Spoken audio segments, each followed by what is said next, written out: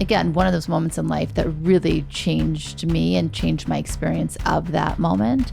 And it was when we, 2 days after I gave birth to Josh, we came home from the hospital. And, another paradox, because on one hand, we were excited to have a newborn. We had been waiting for a long time to welcome our second child. On the other hand, there was a fear, especially for me, beneath the surface of every happy feeling I had that was terrifying me.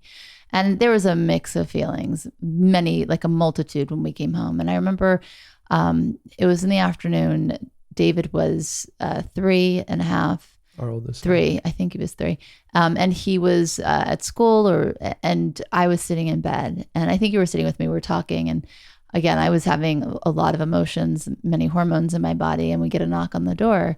And it's your father. The Rav walks in and he just looks at us. And then he pulls up a chair by the side of the bed and he just sits there. And we sit in silence for really, I would say, good 10, 15 minutes.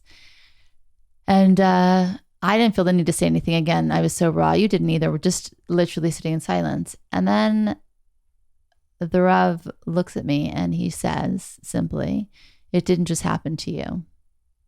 And in that moment, all the shame I had been feeling that it was somehow my fault or that I deserved to have a hard time as a mother, whatever my belief system at that time was, which is different today, whatever fear I had in that moment, it was really 75% removed.